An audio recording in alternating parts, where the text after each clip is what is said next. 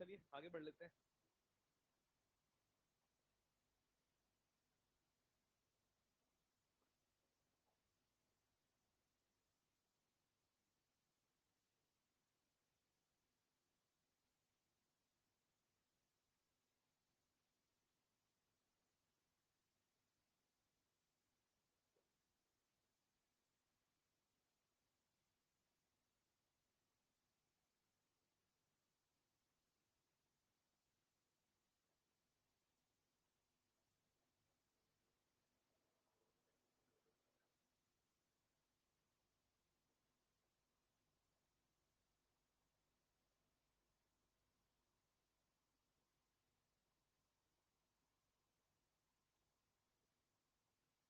लिखिएगा, हेडिंग लिखिएगा,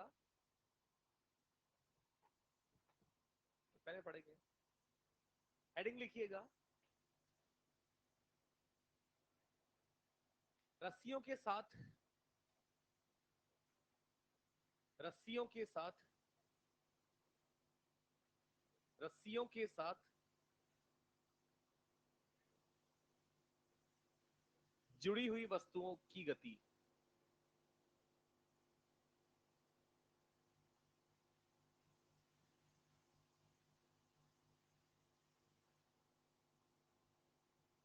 जुड़ी हुई वस्तुओं की गति। चलिए, तो यहाँ पर हमें किस तरीके से चीजों को सोचना है, समझना है। देखिए बेटा, यहाँ पर हमने मान लिया एक M1 द्रव्यमान है और ये M1 द्रव्यमान एक रस्सी के साथ किसी दूसरे M2 द्रव्यमान से कनेक्टेड है और इसको आगे कोई F बल लगाकर खींच रहे हैं। अभी हम बात करते हैं कि एक रस्सी जो होती है वो रस्सी क्या करती है। जैसा हमने बात की थी अभी अभिक्रिया, जो अभिलंब प्रतिक्रिया बल जिसको अपन नॉर्मल रिएक्शन बोलते हैं। नॉर्मल रिएक्शन क्या करता था कि कोई भी दो सतहें हैं, दो वस्तुएं हैं, वो जब संपर्क में आती थी तो संपर्क में आने के कारण जब वो एक दूसरे को धकेलती थी, पुश करती थी, तो उन एक दूसरे के धकेलने के कारण उस सतह पर एक दाब, एक इस प्रकार से बल लगता था जो संपर्क सतह के लंबवत होता था। और वो इस प्रकार से लगता था कि इस तरफ अगर मैं हूं तो इस संपर्क सतह से मुझ पर किधर लगेगा, बाहर की तरफ, और दीवार पर किधर लगेगा, अंदर की तरफ। और उसमें मजे की एक बात अपन क्या कहते थे कि वो जो अभिलंब प्रतिक्रिया बल यानी नॉर्मल रिएक्शन जो है, वो अभिलंब प्रतिक्रिया बल न्यूनतम कितना हो सकता था, 0, या हमेशा क्या रहेगा, धनात्मक, जब तक संपर्क बना रहेगा। संपर्क छोड़ने वाली ठीक उस स्थिति में उसका मान 0 हो जाता था, और अगर संपर्क छूट चुका है तो फिर वो नॉर्मल 0 ही हो जाता था, वो नॉर्मल वहां से गायब हो जाता था। और हमने बिल्कुल उसी तरीके से देखा कि कुछ सवालों में नॉर्मल जब नेगेटिव आ जाता था तो हम क्या कह देते थे कि संपर्क वहां छूट चुका है पहले ही, काफी देर पहले ही। और नॉर्मल नेगेटिव का मतलब है कि अब अपन उस सवाल में संपर्क बल लगाने के कोई अधिकारी नहीं है, हम वहां से नॉर्मल को हटाकर बिना नॉर्मल के उस सवाल को दोबारा से सोचना प्रारंभ कर देते थे। बिल्कुल वही चीज यहाँ पर रस्सियों के साथ होगी कि जब इन दोनों द्रव्यमानों के बीच में कोई इस प्रकार से रस्सी जोड़ दी गई है, तो रस्सी जैसे नॉर्मल अभी अभिलंब प्रतिक्रिया बल क्या करता था, धकेलने का काम करता था, वैसे ही रस्सी यहाँ पर सदैव खींचने का काम करती है, पुल। और पुल होता है किसी भी वस्तु को पुल करने का मतलब होता है उस वस्तु से दूर, पुश करते हैं अपन उस वस्तु की और उस वस्तु की तरफ, पुल करते हैं अपन उस वस्तु से दूर। तो बताइए, ये यहाँ रस्सी है, ये यहाँ वस्तु है और यहाँ रस्सी है, तो इस पर जो टेंशन टी लगेगा वो इस वस्तु पर किधर लगेगा, आगे, वस्तु से दूर, और इस वस्तु पर किधर लगेगा, पीछे, ऐसे। यानी कुल मिलाकर अगर यहाँ इस रस्सी में टेंशन टी है तो रस्सी के इस सिरे पर जो टेंशन की दिशा होगी वो किस तरफ होगी बेटा, रस्सी पर, रस्सी पर। बल ऐसे लग रहा है मेरा भाई, ये एफ, इधर, इधर भी एफ।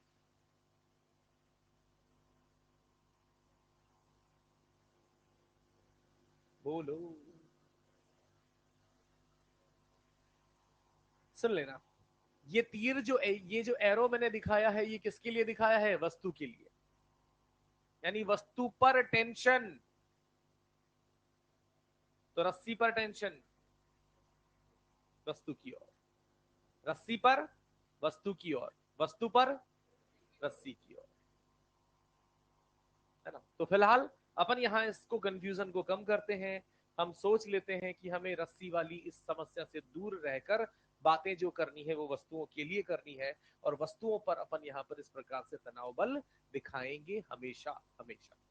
अब जैसे हम बात करते हैं इस तरीके के निकाय पर अगर कोई सवाल बनता है, तो उसमें हमें एक चीज समझ आती है कि जब यहां से इसे एफ बल लगाकर क्षैतिज अवस्था में चलाने की कोशिश की जाएगी तो ये चलेगा, ये चलेगा, तो यहाँ पर ये रस्सी से रोकने का प्रयास करेगी, हाँ के ना? ये रस्सी रोकने का प्रयास करेगी तो तनाव बल उत्पन्न होगा कि नहीं? ये तनाव बल इस वस्तु को आगे की ओर खींचेगा कि नहीं? और उसके कारण ये वस्तु भी चलेगी कि नहीं? रस्सी तनी हुई अवस्था में रहेगी तो इस और इस दोनों ब्लॉकों का त्वरण क्या रहेगा? सेम। तो कुल मिलाकर इसे अपन क्या कहते हैं? Common acceleration. तो सबसे पहले अगर मुझे ये कॉमन एक्सेलरेशन पता करना होगा तो क्या हो जाएगा? कुल बल बटे कुल द्रव्यमान m1 प्लस। और अगर मुझे अब ये तनाव बल ज्ञात करना है तो जैसे नॉर्मल वाले सवालों में बात करते थे ना कि जिन दोनों ब्लॉकों के बीच में वो संपर्क बल लगता था, उस संपर्क बल को पता करने के लिए इसका फ्री बॉडी डायग्राम भी बना लेते थे या फिर इसका फ्री बॉडी डायग्राम भी बना लेते थे, हाँ के ना? अब ये टेंशन कहां और कहां के बीच में है? M1 और। तो इस टेंशन टी को कैलकुलेट करने के लिए हम किसकी मदद भी ले सकते हैं? और तो हम यहाँ पर चाहे किसी का भी फ्री बॉडी डायग्राम बना सकते हैं। मैं सबसे पहले M1 का फ्री बॉडी डायग्राम बना लेता हूं। M1 पर लग रहा ये तनाव बल आगे की ओर दिखा देता हूं, और ऐसा करके मैं कहता हूं कि इस वस्तु पर लग रहा कुल बल, यानी टेंशन ही इस वस्तु पर क्षैतिज अवस्था में कुल बल है, हाँ के ना? इज इक्वल्स टू द्रव्यमान गुणा त्वरण, और त्वरण यहाँ ऊपर हमें मिल चुका है।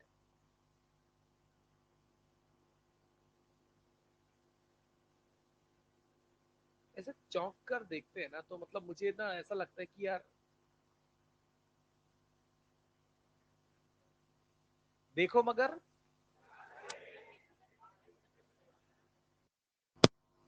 बुरी नजर वाले तेरा मुंह,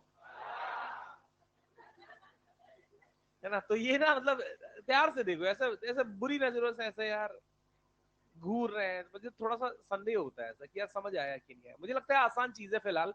चलो मैं आगे बढ़ाता हूँ बात को। ये है M2, और M2 पर आगे F, और यहां पर पीछे T लगाकर भी मैं ये टेंशन कैलकुलेट कर सकता हूं। बस मुझे साधारण इस समीकरण को पूरा सही लिखना है। F क्यों लिखा है? इसका कारण, जिस तरफ त्वरण है उस तरफ कुल बल होने चाहिए, उधर कुल बल होने के लिए उस दिशा में लग रहा बल बड़ा बल होना चाहिए, ज्यादा होना चाहिए। और हम सदिश योग जब करते हैं तो उसमें विपरीत दिशा में दो वेक्टर्स को बड़ा सदिश माइनस ये यहां पर परिणामी सदिश बराबर द्रव्यमान गुणा त्वरण। ये चीजें हम यहां पर सीखते हुए आए हैं। चलिए, तो मैं कुछ सवाल अब यहां पर लिखता हूं। अब 2 ब्लॉक हो जाए, 3 ब्लॉक हो जाए, उससे आपको टेंशन नहीं लेनी। जो नॉर्मल प्रोसीजर है वो पहले से हमने सीख रखा है। नितेश भाई माइक को थोड़ा पास कर लेंगे, माइक को पास कर लेंगे तो क्लास में बैठे बच्चों के कान के पर्दे फट जाएंगे यार। गलत बोल रहा हूँ क्या? ठीक है मेरे हिसाब से। ऑनलाइन में आती कम है वो आवाज शायद, या ठीक है देख लेते हैं।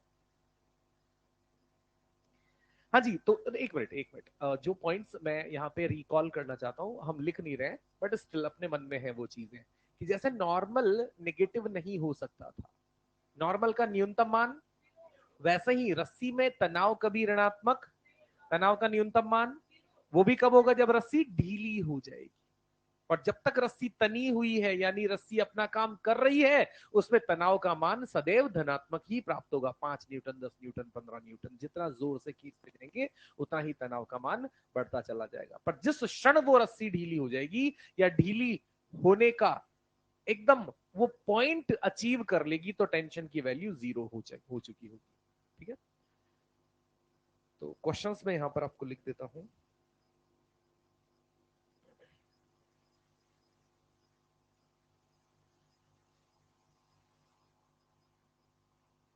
एक साधारण सवाल से शुरुआत कर लेते हैं।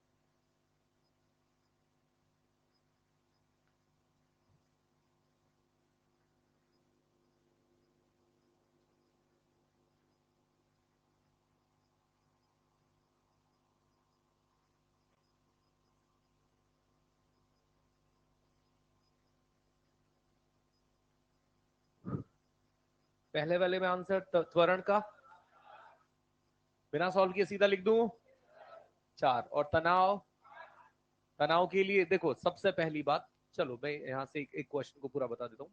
आपको यहाँ पर सबसे पहली प्राथमिकता इस बात की रखनी होगी कि आप सवाल को देखेंगे रस्सी वालों को और यहाँ इस तरीके से तनाव की दिशा बना देंगे, ताकि जब आप किसी वस्तु का फ्री बॉडी डायग्राम बनाएंगे, जैसे यहाँ पर आपने उम्मीद करता हूं 2 kg का बनाया होगा, इसमें आप आगे तनाव की दिशा सही बना पाए। तनाव की दिशा सही बनाकर और कोई क्षैतिज बल अगर है तो उसको बना दे, नहीं है तो वही आपका कुल बल हो जाएगा, और वही कुल बल उस वस्तु की स्थिति में द्रव्यमान गुणा त्वरण के बराबर हो जाएगा, जो कि 8 न्यूटन दे देगा। बिल्कुल ऐसे ही सवाल में हम तनावों की दिशा यहाँ पर प्रॉपर इस तरीके से बना चुके हैं। त्वरण बोल दो 55 न्यूटन का बल है और यहाँ पर कुल द्रव्यमान 11 किलो है, तो 55/11 बराबर 5 मीटर प्रति सेकंड स्क्वायर हमारा त्वरण हो गया। इसके बाद अगर मुझे तनाव T2 ज्ञात करना है, तो हम क्या सीखते आए हैं बेटे, इसका फ्री बॉडी डायग्राम बना ले और इस 5 किलो को खींचने वाला एकमात्र जो बल है वो रस्सी है, और रस्सी T2 तनाव यहाँ पर उपलब्ध कराती है द्रव्यमान गुणा त्वरण के बराबर, तो 25 न्यूटन हो जाएगा। अगर मुझे T1 ज्ञात करना है तो मेरे पास दो संसाधन उपलब्ध है बेटे, दो संसाधन उपलब्ध है, मेरी बातों को बहुत गौर से सुनते जाइएगा। T1 ज्ञात करना है तो दो संसाधन उपलब्ध है, उनमें से मैं चाहूं तो 2 किलो पर भी बात कर सकता हूं, या मैं चाहूं तो पूरे इन पीछे के द्रव्यमानों 5 किलो पर, सॉरी 9 किलो पर भी बात कर सकता हूं। 9 किलो पर यानी मैं दोनों को अगर एक साथ बात करूंगा तो T2 तो क्या हो जाएगा इस निकाय का आंतरिक बल, और बाह्य बल के नाम पर सिर्फ देखो इस गोले के बाहर कौन खींच रहा है, सिर्फ T1। T2 तो इस गोले के अंदर आ गया, बड़े वाले गोले के, वो तो आंतरिक हो गया। इस 9 किलो की द्रव्यमान को अगर मैं यहां खींचना चाहता हूं तो एकमात्र रस्सी जो बाहर उपलब्ध है वो है T1। और कोई इस निकाय पर क्षैतिज बल है पीछे या कुछ और, तो T1 ही कुल बल बन जाएगा, जो कि किसके बराबर लिख देंगे, द्रव्यमान गुणा त्वरण, यानी 45 न्यूटन। आपको लगता है कि सर ये दो द्रव्यमान जोड़ने वाला हमें तो नहीं समझ में आता, तो मेरी सलाह होगी आप किसके साथ जाएं बेटा, 2 kg के साथ। 2 kg का फ्री बॉडी डायग्राम जब आप बनाएंगे तो पीछे की तरफ क्या लगाएंगे, आगे की तरफ 55 - T1 बराबर द्रव्यमान गुणा त्वरण, घटाएंगे तो यहां से भी आंसर है ना, घटाएंगे तो यहां से भी 45 अपने को मिलेगा।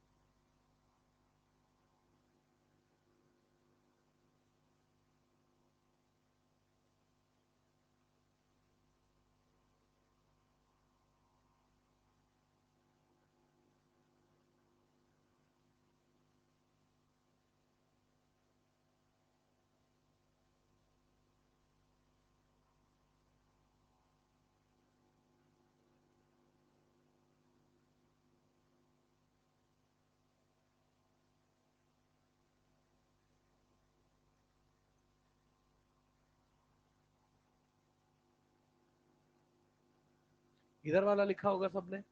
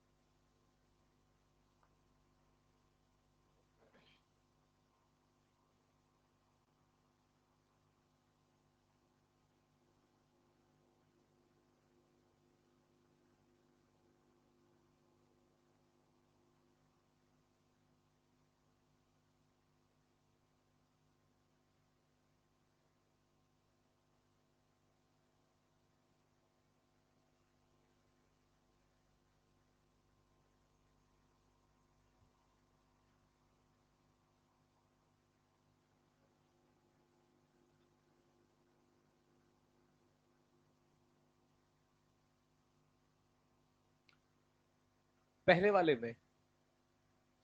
वाले में त्वरण और टेंशन 32, बढ़िया।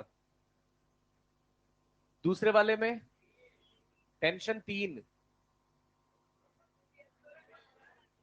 त्वरण 3, T1 21 और T2 30, 21 और 30। चेक कर ले, दो तनाव वहां पर हैं और T1 21 बताया जा रहा है, T2 30 बताया जा रहा है। आगे बढ़े, मैं जहां तक इन दो पहले और दूसरे को सॉल्व कर देता हूं। सबसे पहले इस निकाय जिसमें हमने देखा विशेषकर कि दोनों दिशाओं में बल लग रहे हैं, 50 आगे और 20 पीछे, इसके कारण त्वरण जो निकाला जाएगा, इसमें कुल बल जब हम सोचेंगे तो हमें कुल बल के नाम पर 50 माइनस 20 यानी कितना मिलेगा, कुल बल 30 बटे कुल द्रव्यमान 10 हो जाएगा और इस तरीके से अपने को 3 मीटर प्रति सेकंड स्क्वायर का त्वरण प्राप्त होगा।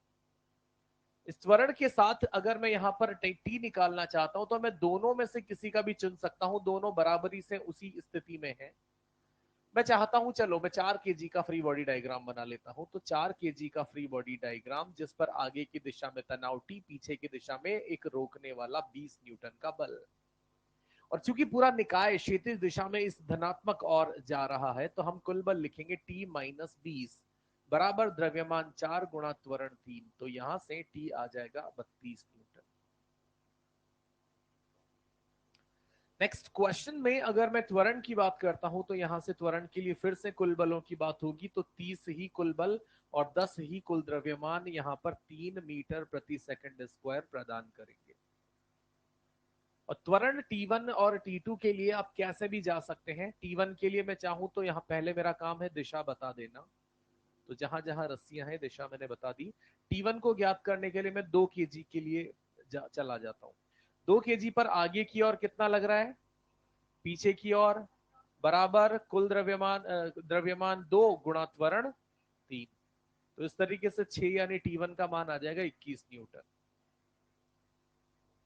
T2 पर अगर मुझे जाना है तो मैं 5 केजी को कैप्चर कर सकता हूं। 5 केजी के इस बनाए हुए गोले से मुझे समझ आता है कि आगे की ओर खींचने वाला बल 45 और पीछे की ओर रोकने वाला बल T2 बराबर द्रव्यमान गुणा त्वरण, द्रव्यमान गुणा त्वरण 5 × 3, और T2 का मान यहां से आ जाएगा 30 न्यूटन।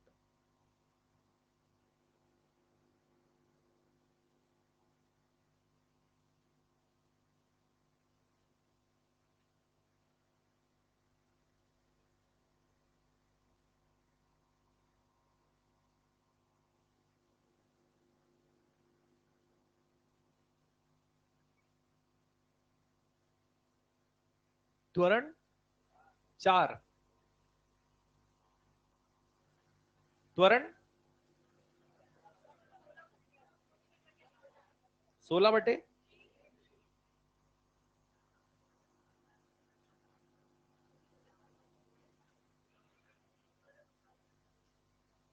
देख लेते हैं। इस सवाल में सबसे पहले हमने 37 डिग्री के कोण पर बल लगाया है, और आप जानते हैं कि जो हम यहाँ देख पा रहे हैं, हम कभी भी किसी भी वस्तु पर जब एक डोरी बांधकर किसी कोण पर बल लगाते हैं तो वो ट्रेन, बचपन में चलाई हुई ट्रेन या वो रेलगाड़ी जो भी अपन बोले, वो क्षैतिज दिशा में चलती नजर आती है। कभी कभी ऐसा होता है कि जब अपन उसे तेजी से चलाने का प्रयास करते हैं तो वो आगे से इंजन ऊंचा भी हो जाता है। उसके लिए हम यहां से चेक करना चाहें तो कर सकते हैं या नहीं कर सकते? कर सकते हैं। कैसे? इस बल के दोनों घटक कर लेंगे बेटा, बल का ये वाला घटक और बल का ये वाला घटक, और इस पर नीचे लग रहा mg। अरे हाँ ना, ये ऊपर लगा बल 60, नीचे लगा गुरुत्वीय बल, तो ये वाला डब्बा उठेगा कि नहीं उठेगा? नहीं उठेगा ना।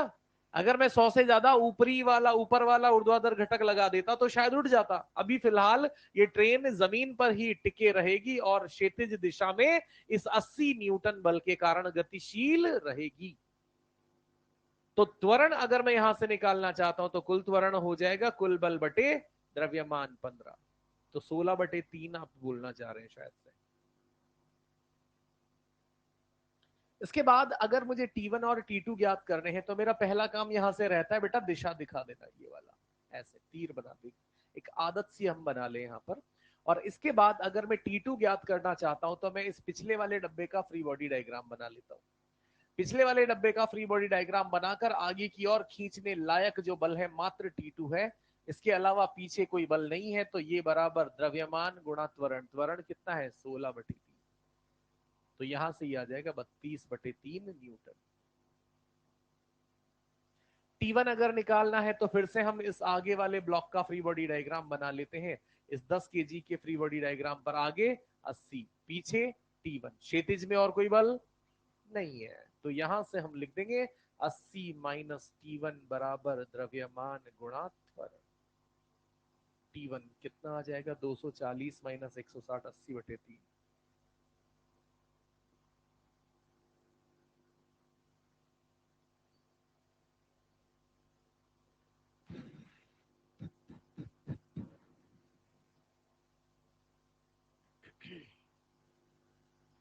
पहले वाले दोनों लिखिए।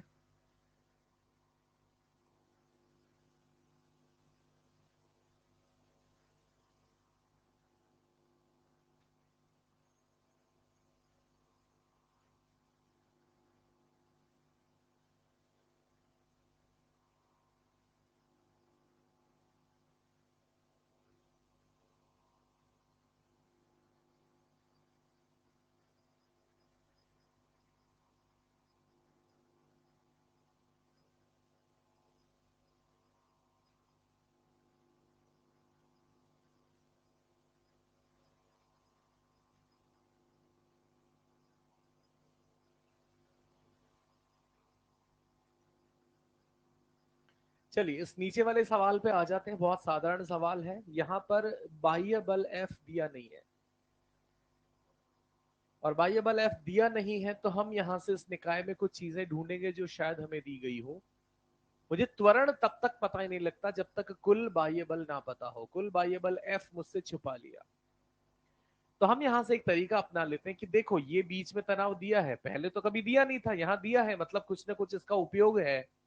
और उपयोग क्या है, जब आप इसका फ्री बॉडी डायग्राम बनाएंगे तो आप निकाय का हर वस्तु का त्वरण समान होता है कि नहीं होता है, क्योंकि रस्सियों से जुड़ी हुई अवस्थाएं हैं और रस्सियां यहां पर जब तक तनाव यानी तनी हुई रहेंगी, हर पूरा इस निकाय का पूरा ब्लॉक सब ब्लॉक साथ चलेंगे। तो यहां पर इस ब्लॉक पर कुल बल कितने हैं 4 किलो वाले पे 20, कुल बल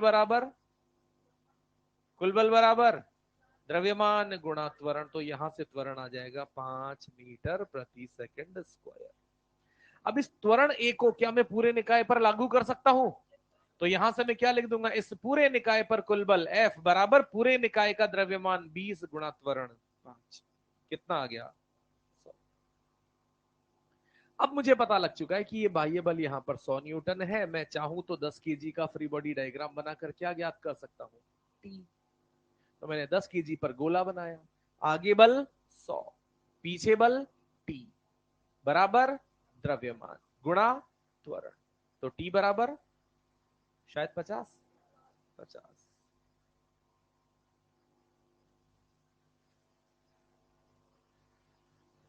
अटकने वाली कोई स्थिति नहीं होनी चाहिए, दिमाग का भरपूर इस्तेमाल करें, कोई फॉर्मूला नहीं है न्यूटन से इस पूरे चैप्टर की सबसे खास बात यही है कि कोई ऐसा फॉर्मूला नहीं है जो आप भूलें, नियम है प्रकृति के, कुल बल बराबर द्रव्यमान गुणा त्वरण, उसी को यूज करना है, कुल बलों को सोचना है, इंप्रोवाइज करना है दिमाग को कि कैसे कहां पर कैसे चीजों को सोच सकते हैं, बेहतर तरीका अपना सकते हैं, और सबसे इंपॉर्टेंट उस बेहतर क्वेश्चन में से उस बेहतर चीज को हम यहां पर फ्री बॉडी डायग्राम बना सकते हैं।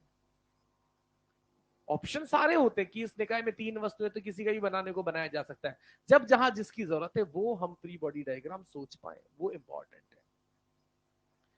लिखा होगा तो आगे मैं बात बढ़ाता हूं कि अब अगर किसी सिस्टम में किसी क्वेश्चन में मुझे रस्सी या छड़ देकर उसका द्रव्यमान दे दिया जाए, अभी तक सारी रस्सियां कैसी थी बेटे, द्रव्यमानहीन रस्सियां थी, और जब जब द्रव्यमानहीन रस्सियां होंगी उस रस्सी के प्रत्येक बिंदु पर तनाव क्या माना जाता है, समान। जैसा यहां 20 बोल दिया तो किसी ने भी नहीं पूछा कि ये 20 किस बिंदु पर तनाव है, क्योंकि पता है कि रस्सी जब एक सिंगल लाइन में पतली रस्सी बनाई जाती है तो वो नगण्य द्रव्यमान की मानी जाती है या भारहीन मानी जाती है, और भारहीन रस्सी के प्रत्येक बिंदु पर तनाव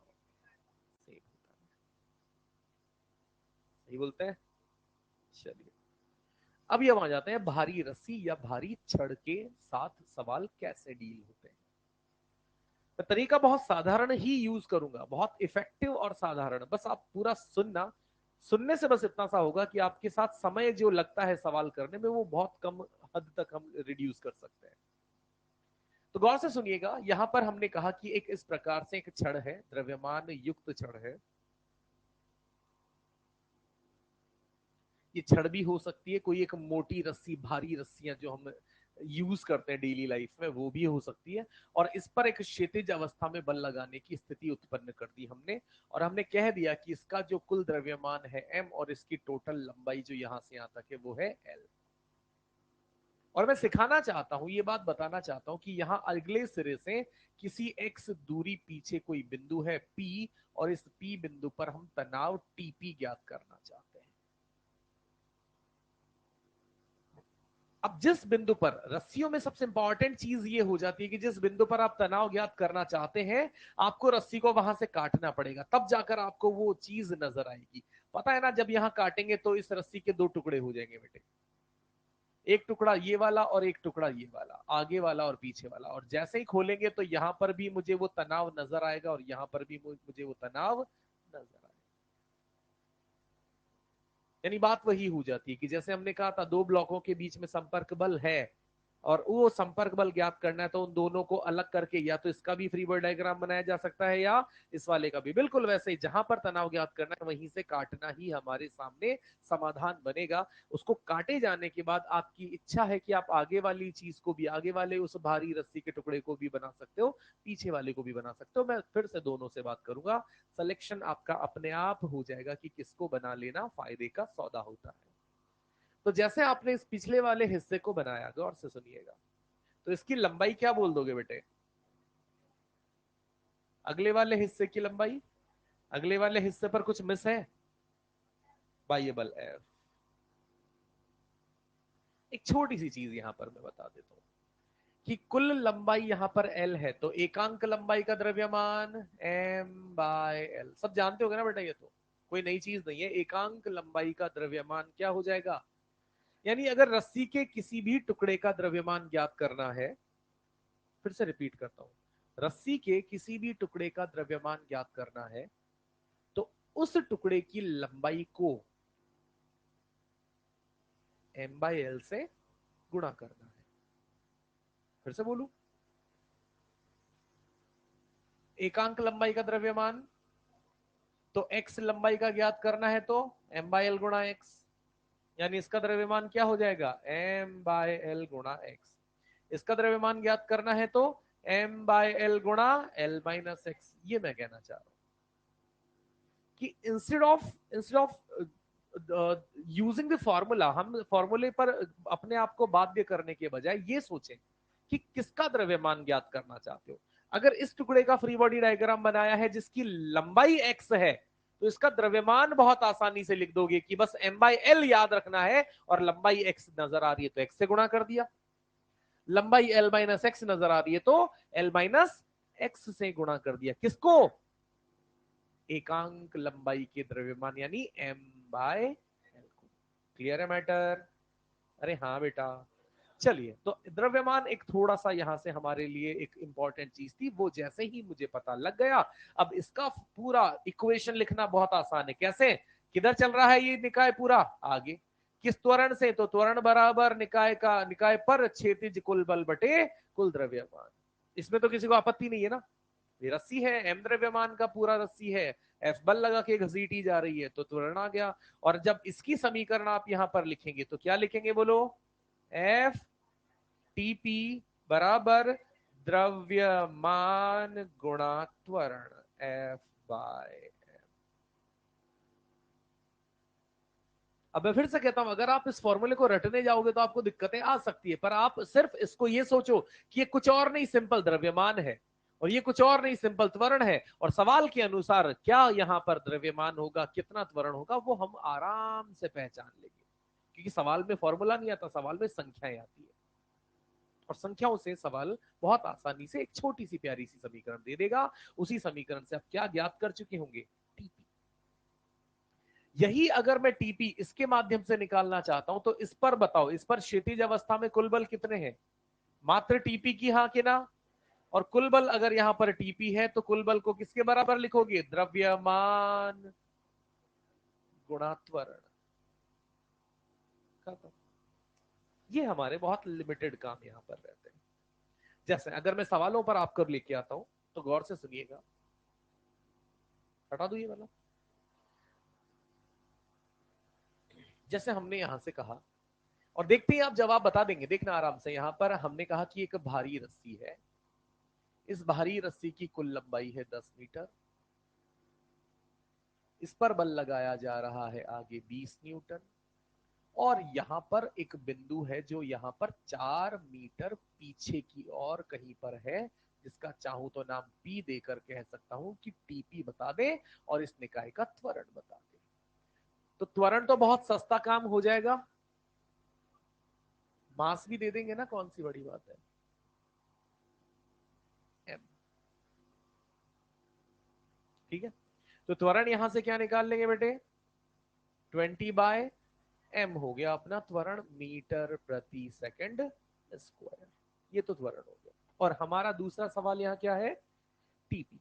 तो टीपी के लिए हमने आपने क्या सीखा, रस्सी को काटना पड़ेगा, वहां से काटना पड़ेगा। तो हम यहां से जैसे ही रस्सी को काट डालते हैं इस जगह से, मैं आगे वाली का बना लू फ्री बॉडी डायग्राम, या बोलो तो पीछे वाली का, आगे वाली का, बहुत बढ़िया। तो यहां से हमने आगे वाले इस टुकड़े का फ्री बॉडी डायग्राम बना लिया, जिसकी लंबाई कितनी है, m/L कितना लिख दूंगा, m ही है पूरी रस्सी का, और L कितना है 10, तो m/L गुणा 4, ये इसका क्या हो गया, द्रव्यमान हो गया।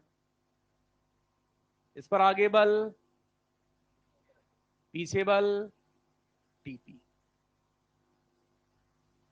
तो क्या लिख देंगे यहां से, 20 माइनस टीपी बराबर द्रव्यमान गुणा त्वरण, 20/m, m से m, 0 से 0, कितना आ गया? तो 20 माइनस टीपी बराबर, तो टीपी बराबर 12 न्यूटन।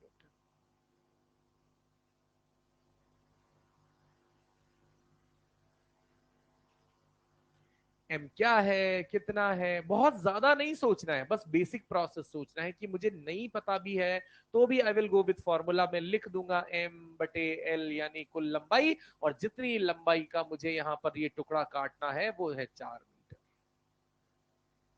उससे मैं द्रव्यमान निकाल कर बिल्कुल नॉर्मल जो पहले जानता था बिल्कुल वही काम मैं यहाँ फिर से कर चुका हूँ। ये नोट करें।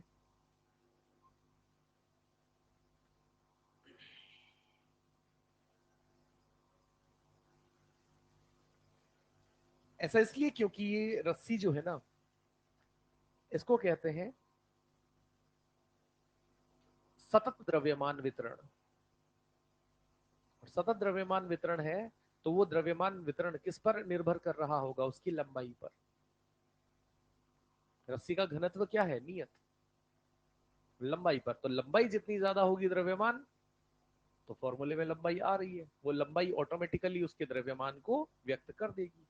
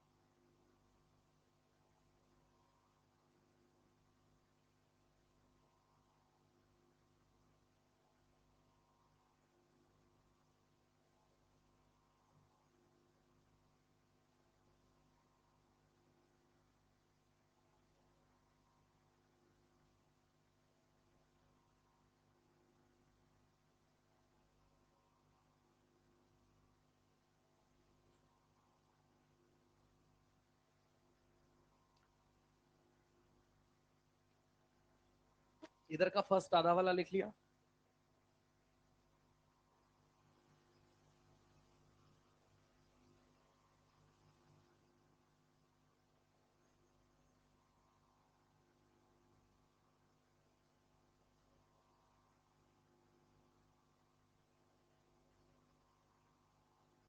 हटा दो।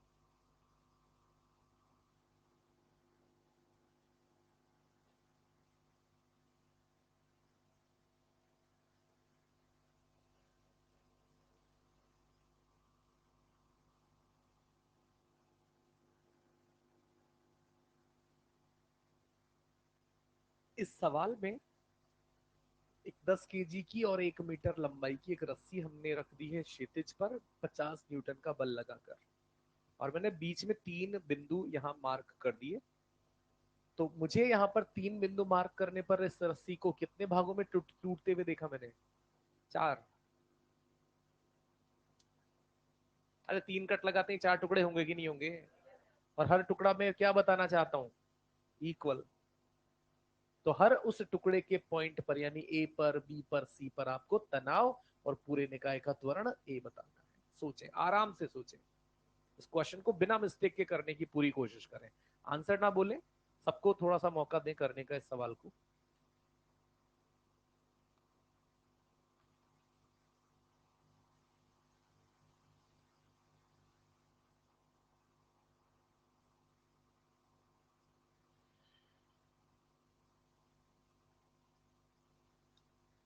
रस्सी की लंबाई 1 मीटर बोल रहा हूं मैं, है ना? तो हर टुकड़े को आप 1/4 मीटर, 1/4 मीटर कह सकते हैं आराम से।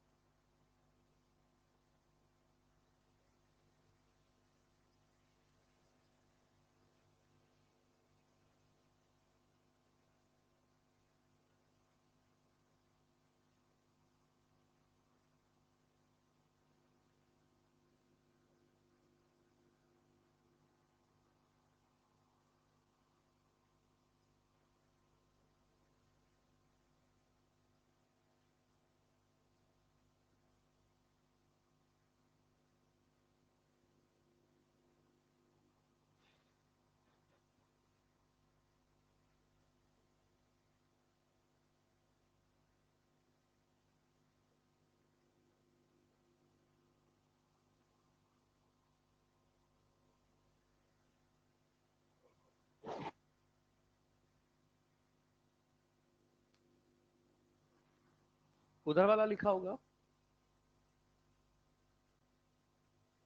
उस साइड वाला लिख लेना सबने।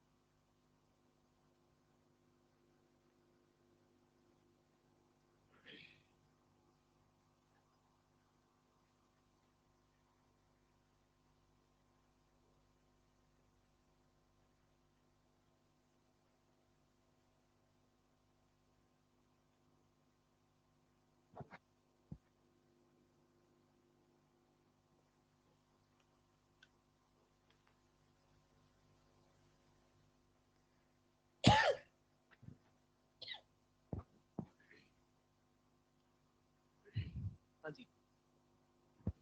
तो इस सवाल में बताइएगा त्वरण कितना आ रहा है।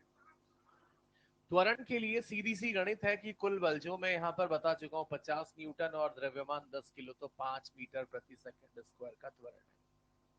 अगर मुझे टी ए ज्ञात करना है तो आपने सीखा कि कहां से बिल्कुल उस ए वाले बिंदु से काटेंगे। ए वाले बिंदु से काट देने के पश्चात अपने को जो हिस्सा मिलता है वो हिस्से का मैं यहाँ पर फ्री बॉडी डायग्राम बना लेता हूँ। इस हिस्से पर आगे के लिए जो खिंचाव बल है, तनाव बल है, उसका नाम ही टी ए हमने रखा है, जिसकी लंबाई 1/4 मीटर मैं यहाँ पर दिखा सकता हूँ। और कुल बल जब भी हम किसी निकाय पर लिखना चाहते हैं किसी भी सिस्टम पर, तो होता क्या है? कुल बल बराबर द्रव्यमान गुणा इस पर TA कुल बल है। पहले यहां तक की बात से संतुष्ट हो जाओ कि क्या त्वरण निकालने में किसी को समस्या, क्या इसका टुकड़ा करके वहां A पॉइंट को खोल देने की कोई यहां पर समस्या नहीं, और A पॉइंट जहां से खुला है उस पिछले वाले हिस्से की लंबाई 1/4 मीटर, इसमें भी कोई समस्या नहीं है। मेरा काम यहां पर यह था कि कुल यहां पर जो तनाव बल है जिसके कारण ये रस्सी का पिछला हिस्सा खिंचा चला आ रहा है वो ज्ञात करना है। और TA तनाव बराबर द्रव्यमान गुणा त्वरण, और ऐसी स्थिति में द्रव्यमान गुणा त्वरण के लिए हमने क्या कहा है कि जो भी वहां पर M/L है उसको उस रस्सी की लंबाई से, जो टुकड़ा है उस टुकड़े की लंबाई से गुणा कर दो। किसको? M/, हम मान जानते होंगे नहीं जानते होंगे सब सेट हो जाएगा, आपको उसकी चिंता नहीं करनी है, बस इतना सा लिख दे गुणा त्वरण। त्वरण कितना है? 5। अपने आप सारे मान हमारे सामने निकल कर आ जाएंगे। M का मान 10, L का मान 1, 10/10 गुणा 5, 50/4, 12.5 न्यूटन।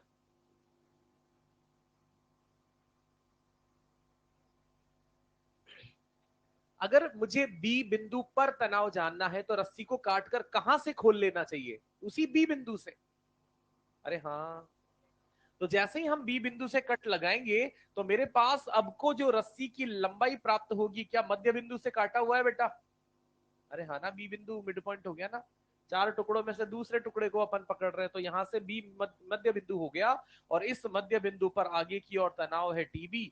पीछे कुछ नहीं लिया है मैंने, पूरी आधी रस्सी यानी यहां से लेकर ये वाली पूरी रस्सी का उपयोग किया है फिलहाल। और ये कुल बल यहां पर जो TB नजर आ रहा है इसको फिर से क्या लिख देंगे? द्रव्यमान गुणा त्वरण। द्रव्यमान फिर से M/L गुणा रस्सी की लंबाई आधे मीटर की और त्वरण 5। L यहां पर 1 है, M यहां पर 10 है, 10 और 5 50/2, 25 न्यूटन।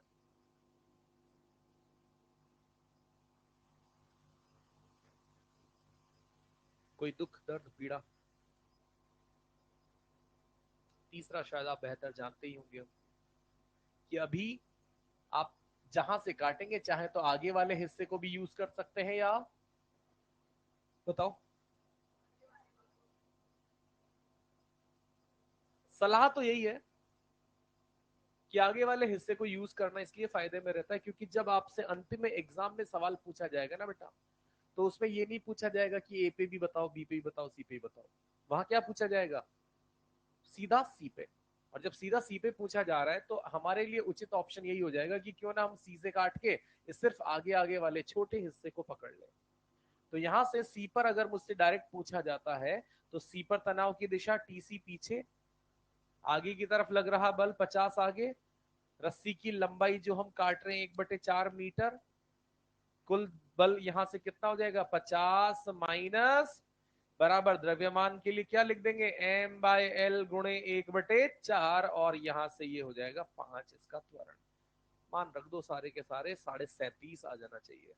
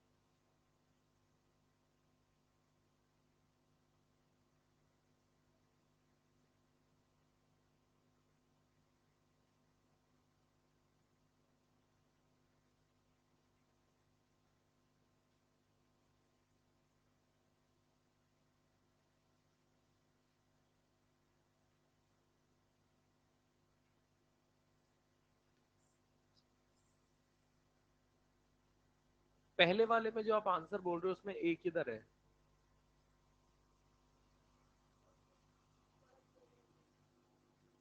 ठीक है।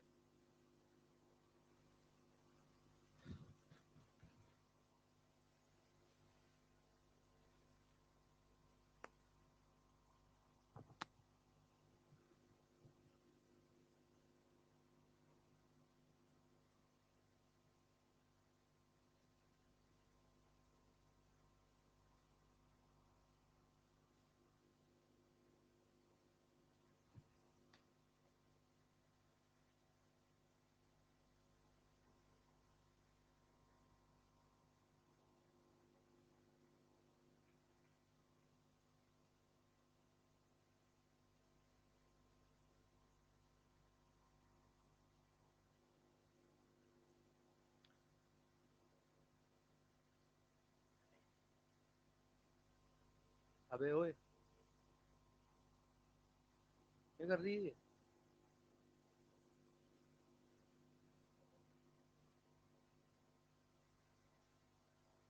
इसको कहते हैं घोर अपराध।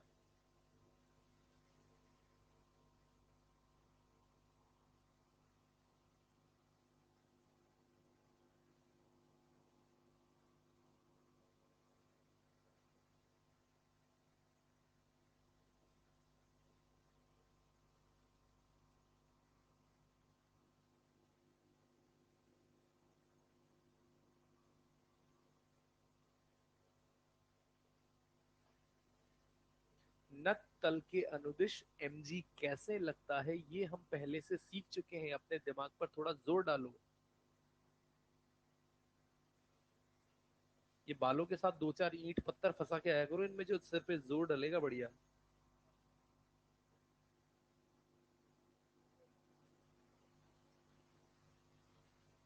बल लगता है mg नीचे की ओर। पहली बात तो जो आपने mg cos थीटा लिखा था, mg का जो घटक आता है mg cos थीटा, वो नत तल के लंबवत आता है और उससे हमें कोई लेना देना, क्योंकि वो बल का घटक नॉर्मल बैलेंस कर चुका होता है।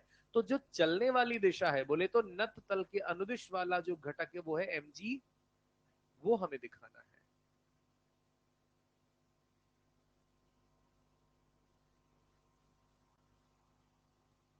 क्या होगा अब वो इस सवाल में, वो पहचानो ढंग से तरीके से।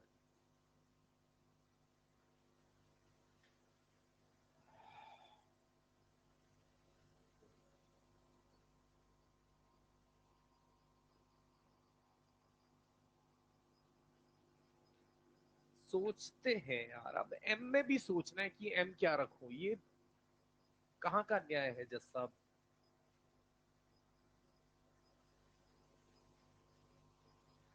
ध्यान से देखना बेटा, इस क्वेश्चन को आपको भी पता है, दिख भी रहा है, कोई दुख होना भी नहीं चाहिए टेक्निकली, कि अगर ये दोनों ब्लॉक घसीटे जा रहे हैं तो इस 100 न्यूटन के बल के साथ घसीटे जा रहे हैं।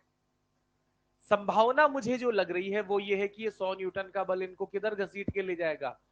पर मुझे उसके पहले, ये डिसीजन लेने से पहले ये चेक करना पड़ेगा कि कहीं लग रहा गुरुत्वीय बल उस 100 से ज्यादा तो नहीं है। अगर गुरुत्वीय बल जो नत्तल के अनुदिश नीचे लगता है, अगर वो 100 से, तो 100 वाला बल फीका पड़ जाएगा, ये किधर आएगा? नीचे। मानते नहीं मानते? और इस निकाय, हम जब भी कुल त्वरण या निकाय के त्वरण एक ही बात करते हैं, इस पूरे द्रव्यमानों को अलग अलग ना मानकर एक ही मानते कि नहीं मानते? इस पूरे निकाय पर नीचे की ओर क्या लगाना है? M g sine theta. M कितना? क्योंकि मैं निकाय की बात कर रहा हूं, मैं ना 6 की बात कर रहा हूं ना 4 की बात कर रहा हूं, दोनों पर कुल द्रव्यमान 10, जी का मान 10, तो हो गया कितना? 100। और साइन 30 1/2, जिसका मान कितना आ गया? और 50 न्यूटन से हमें तसल्ली मिलती है कि ऊपर लग रहा बल अभी भी इस गुरुत्वीय घटक से, गुरुत्वीय बल के घटक से ज्यादा है, इसीलिए ये पूरा निकाय त्वरित होगा, किधर होगा? और उस त्वरण का जो मान हो जाएगा वो हो जाएगा ऊपर लग रहा बल माइनस नीचे लग रहा बल बटे इस निकाय का कुल द्रव्यमान 5 मीटर प्रति सेकंड स्क्वायर।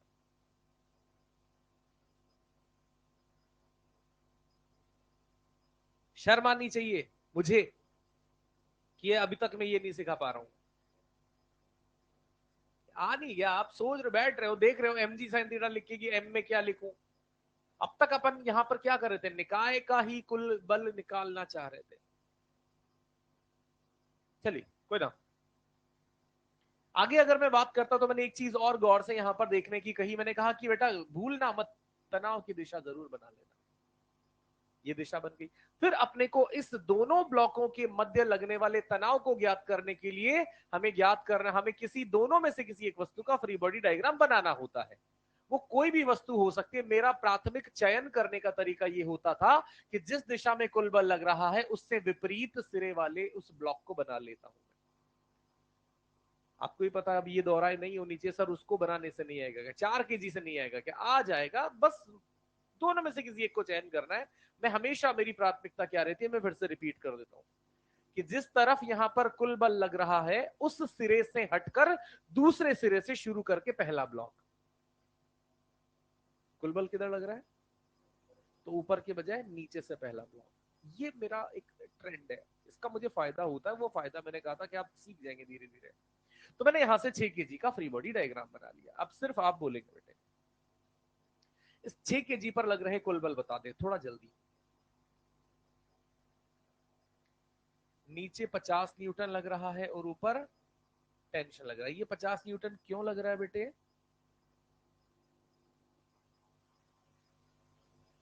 नत्तल के अनुदिश जो, अच्छा तो यहां पर इसका द्रव्यमान 10 किलो है या 6 किलो है? तो फिर ये 50 का लगेगा। पहले 50 क्यों लगा था? पूरे निकाय का द्रव्यमान 10 किलो था, तो 10 पर mg साइन थीटा लगा था। अभी इसका द्रव्यमान कितना है? तो 6 पर mg साइन थीटा लगेगा। आती है बात समझ में? यानी वो 6 पर mg साइन थीटा 50 नहीं होगा, कुछ और होगा, 6g साइन थीटा। कितना? ये बहुत इंपॉर्टेंट चीज यहां पर है कि हम ये गलती ना करें कि वहां 50 लगा दिया। 50 इसलिए लगाना पड़ा क्योंकि हम कुल निकाय की बात कर रहे थे। पर आप ये भी जानते हैं कि हर, अगर एक जना 4 किलो का है, एक जना 6 किलो का है, तो दोनों का गुरुत्वीय बल एकमात्र 6 पे थोड़ी ना लग रहा है, दोनों पर अपने अपने पर अपना अपना लग रहा है। हम फिलहाल अपने वाले यानी 6 किलो वाले की बात कर रहे हैं। That will move with 30 Newton. अच्छा ये यहां से किधर जा रहा है? तो समीकरण अंत में क्या लिखनी चाहिए? कुल बल क्या है? कुल बल टी माइनस टी माइनस 30। अच्छा मुझे लगा टी बोल रही है। T-30 इज इक्वल टू 6 यानी द्रव्यमान इंटू 5। तो टी बराबर,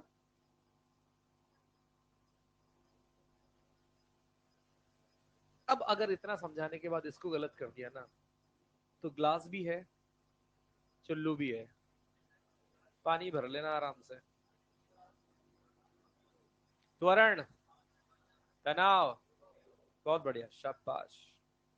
सॉल्व कर ले बाकी लोग जल्दी से, 1 मिनट दे रहा हूं।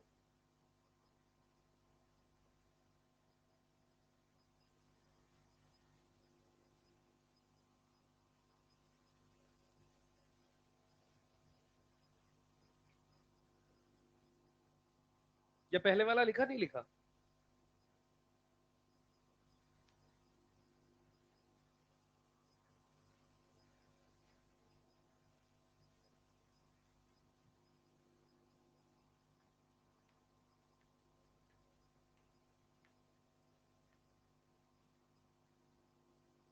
चले आगे।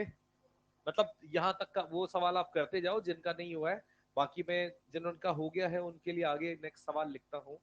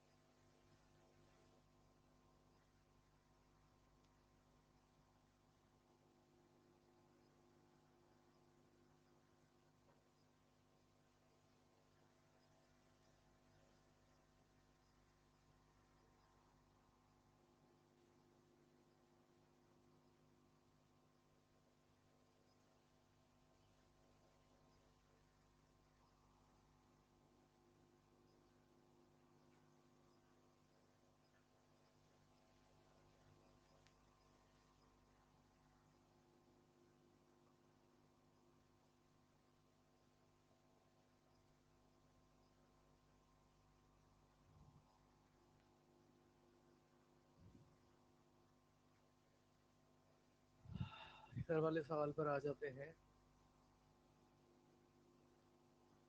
जिनसे नहीं हुआ है उनका बेसिक कॉन्सेप्ट हमारा क्या था कि कुल निकाय मानकर गुरुत्वीय बल का घटक एम जी साइन थीटा लगाते हैं। एम बोले तो 5, जी यानी 50 और साइन 30 डिग्री 1/2। ऊपर की ओर बल नहीं है, नीचे की ओर बल है। कौन सा? एम जी का ये घटक।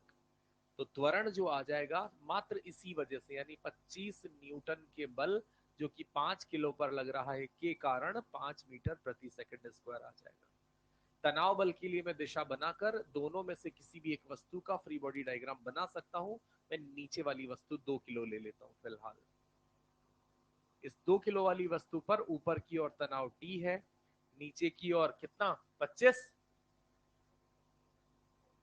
25 नहीं होगा, अभी 2 किलो पर एम जी साइन थीटा होगा, यानी 2 जी साइन थीटा। और त्वरण किधर? नीचे। तो क्या हो जाएगा ये? 10।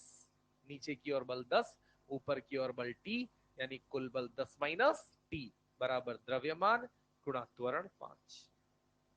तो 10 माइनस टी बराबर 10, 10 से 10 कटा टी बराबर 0।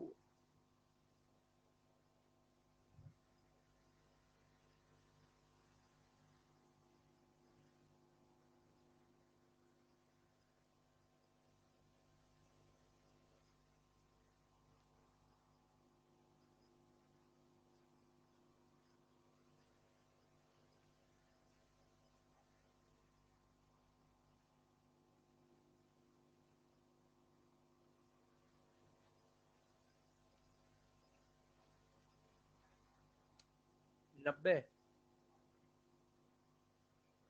T1 कितना?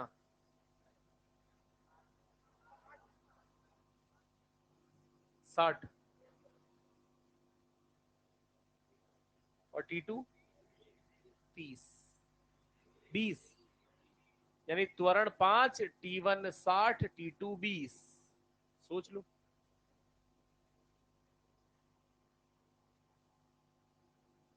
T2 20 बोल रहा है।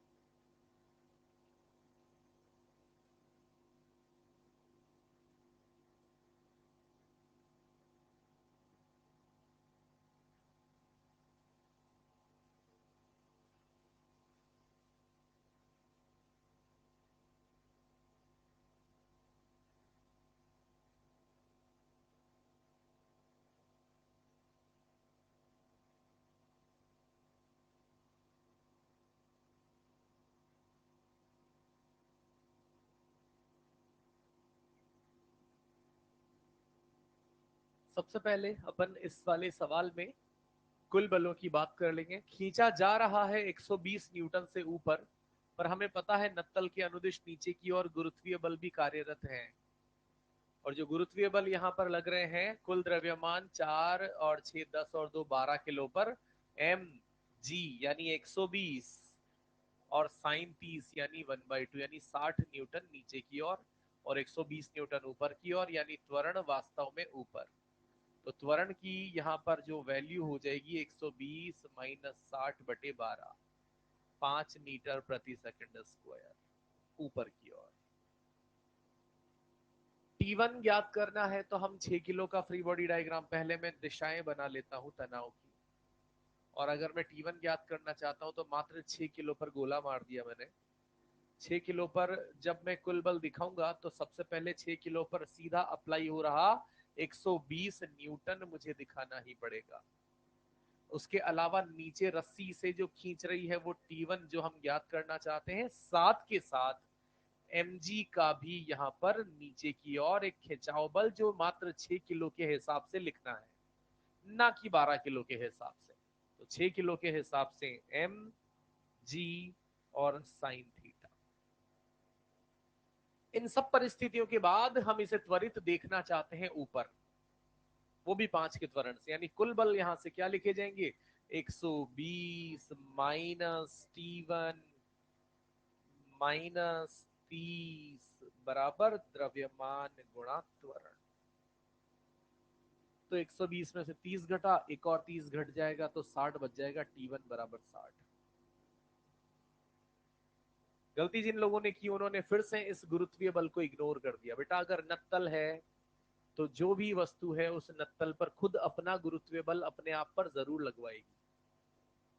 ऐसा नहीं है वो कह देगी कि मैं तो गुरुत्वीय बल से बच जाऊंगा, सिर्फ 2 किलो पर लगेगा सारा का सारा जो अंत में है, ऐसा नहीं होता।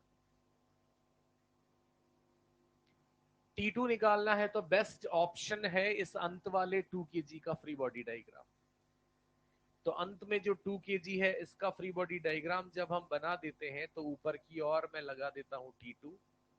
इस पर नीचे की ओर कोई बल नहीं है, हाँ खुद का गुरुत्वीय बल जरूर होगा, यानी mg sin 10। ऊपर की ओर त्वरित देखना है तो T2 माइनस 10 बराबर द्रव्यमान गुणा त्वरण, और T2 बराबर 20।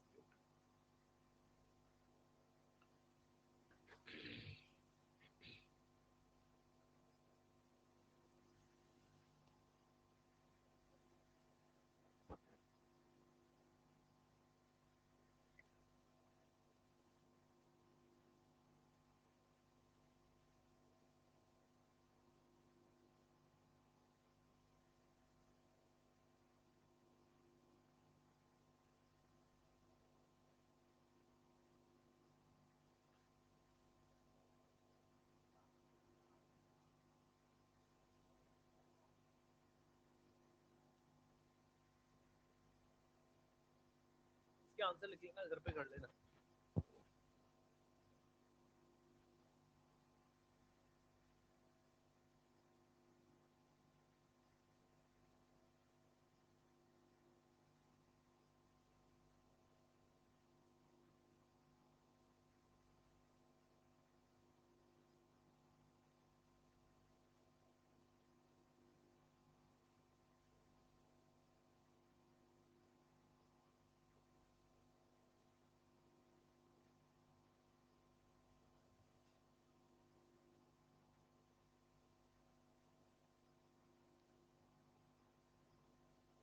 चले,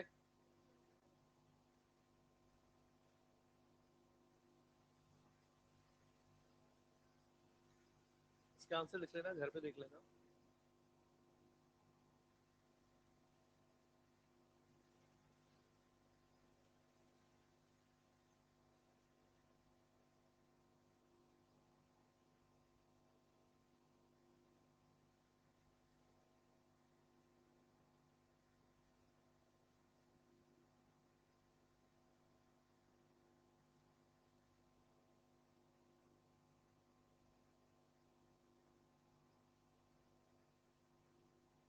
समझ में आया? भारी रस्सी है और अपने को मध्य बिंदु पर तनाव बल बताना है।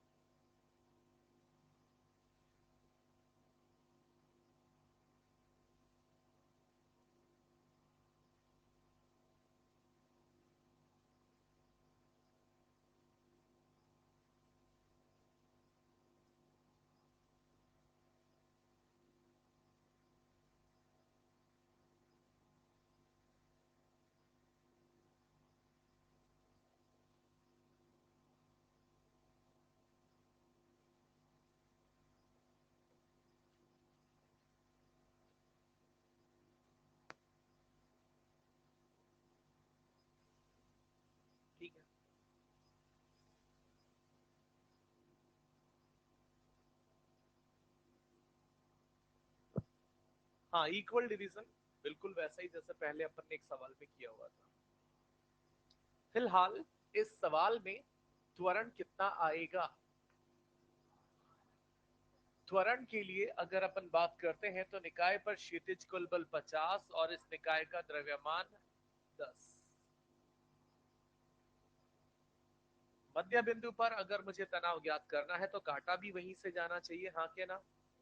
और वहीं से काट देने के बाद हमारे पास दो चॉइसेस उपलब्ध रहती है, जिनमें आप पीछे वाले के साथ भी जा सकते हैं। अगर मैंने इस 2 kg की रस्सी को दो बराबर हिस्सों में काटा तो इधर वाले का द्रव्यमान, अगर मैं पीछे वाले के साथ जाता हूं तो कुल द्रव्यमान कितना हो जाएगा? 6 kg। तो मैंने यहाँ पर कुल द्रव्यमान लिख दिया 6 kg। और इसी बिंदु पर अपन उस तनाव को लिख देते हैं टीएमपी, यानी टेंशन एट मिड पॉइंट। और कोई बल है इस पिछले वाले हिस्से पर उस तनाव के अलावा जो इसे चला रहा हो? तो यही तनाव बल कुल बल बन जाएगा, जिसे आप लिखेंगे द्रव्यमान 6 गुणा त्वरण 5, 30।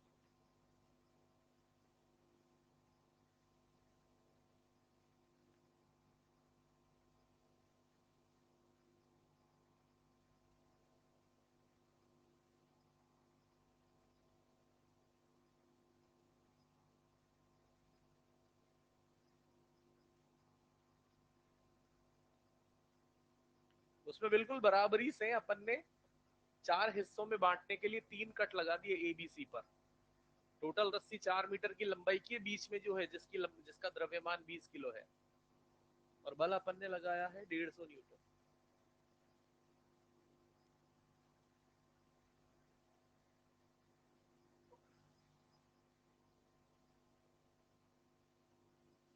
सही बोल रहा है क्या या बेवकूफ बना रहा आपने?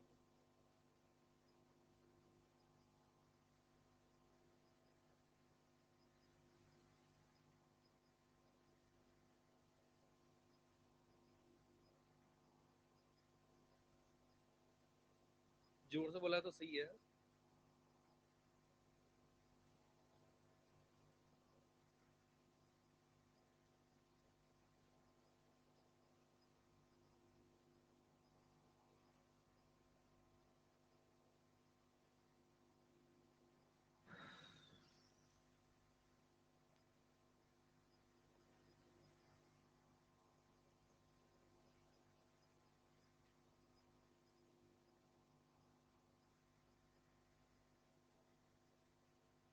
बताओ।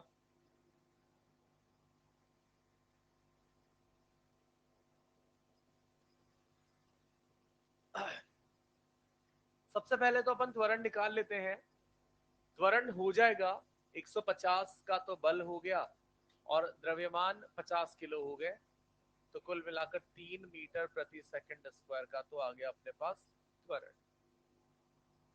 ए पर से अगर मुझे इसे काट देना है तो बिल्कुल ए के यहाँ कट लगाकर जब अपन इस पिछले हिस्से की बात करते हैं तो हम जानते हैं इसमें मात्र 1/4 रस्सी आई है, और 1/4 रस्सी अगर आई है तो 5 kg द्रव्यमान सीधा भी हम यहाँ से आइडिया भी लगा के निकाल लिए।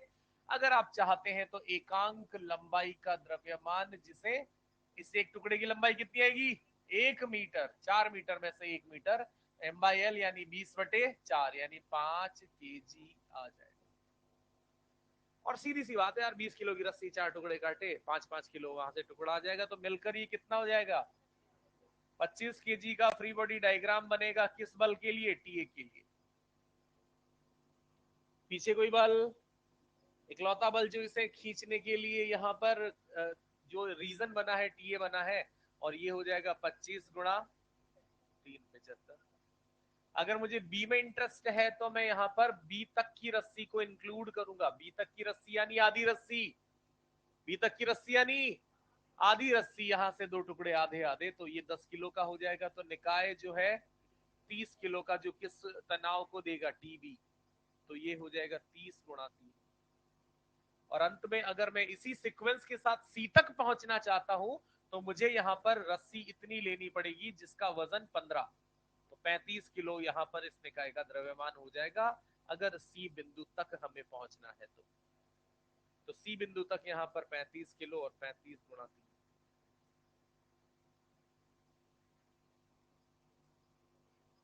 ना, तो घबराना नहीं, मतलब ऐसे सवालों से वैरायटी जो भी है, कैलकुलेशन आसान है, बेसिक्स छोटी छोटी चीजें जो हम सही रखेंगे कि कैसे रस्सी का द्रव्यमान पता लग जाएगा, कहाँ से काट लेना है, उसके बाद तो बहुत सिंपल वही काम बार बार कर रहे हैं, कुल बल बराबर द्रव्यमान गुणा त्वरण, कुल बल बराबर द्रव्यमान गुणा त्वरण, वही रिपीटेडली रिपीट रिपीट रिपीट पे अपन काम करते हैं। मासेस थोड़े इंपॉर्टेंट हो जाते हैं रस्सियों में, इसीलिए मैंने आपको इसका तरीका जो बताया था कि अगर कुछ नहीं भी आइडिया लगता है तो जिस टुकड़े की आप बात करें उस टुकड़े की लंबाई गुणा m बाय l करके उस टुकड़े का द्रव्यमान निकाला जा सकता है। सही है मुद्दा यहां तक?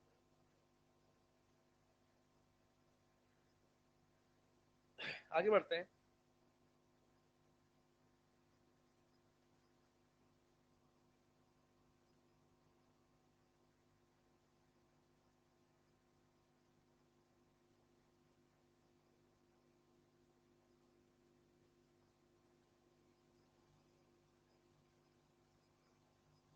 बॉडीज हैंगिंग वर्टिकली, यानी अभी ऊर्ध्वाधर लटकी हुई वस्तुओं की हम बात करेंगे, एक मिनट रुक जाइए। तो यहाँ पर ऊर्ध्वाधर लटकी हुई वस्तुओं का सबसे पहला एक सेटअप हम अगर यहाँ लेना चाहें, एक रस्सी ले ली,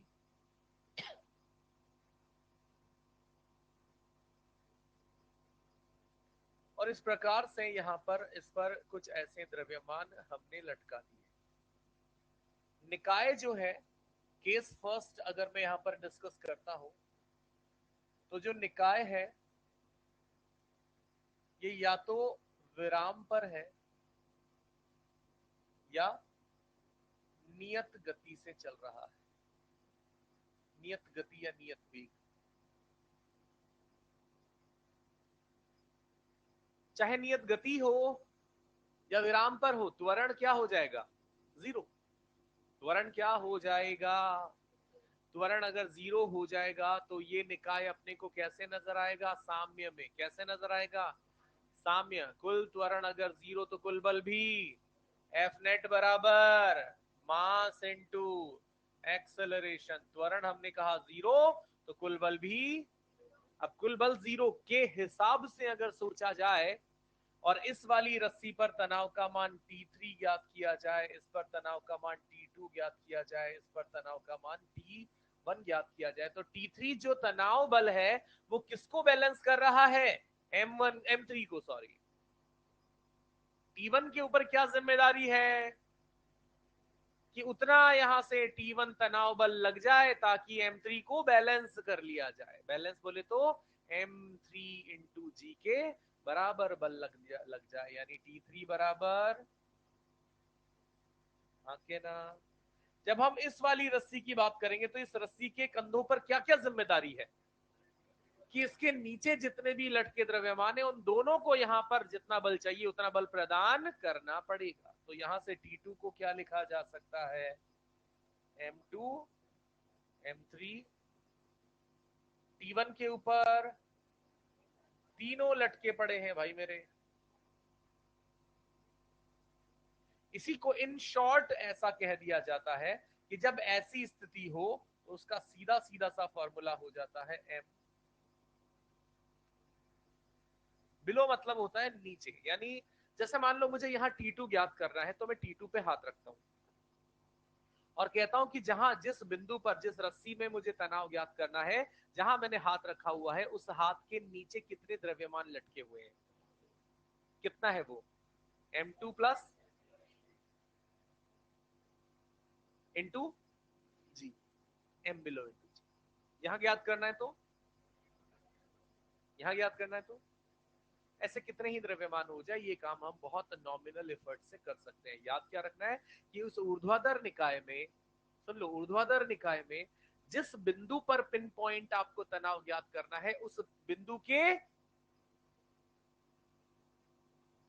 बिलो नहीं समझ आता।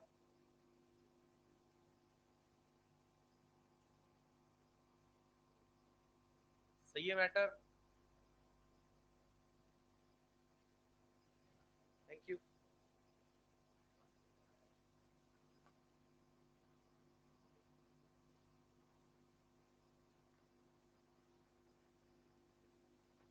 ELP 4 तक मैंने दे रखा था, ईएलपी 5 में सवाल नंबर 1 से 7 ट्राई कर लेना।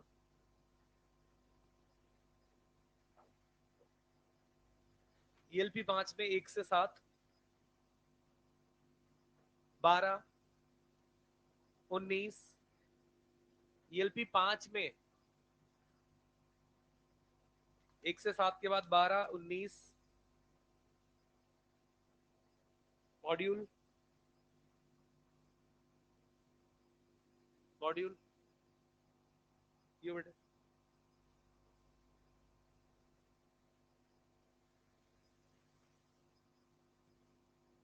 शायद से मैंने यहाँ पे कुछ सवाल दे रखे थे। कहाँ तक? 23 तक अपन ने कंप्लीट कर लिया था। तो फिर उसके बाद आप लिखे 24, 25,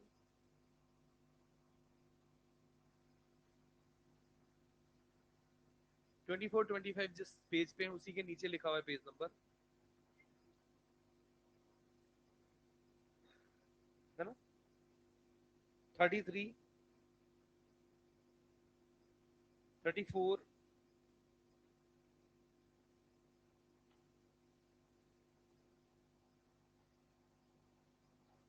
थैंक यू।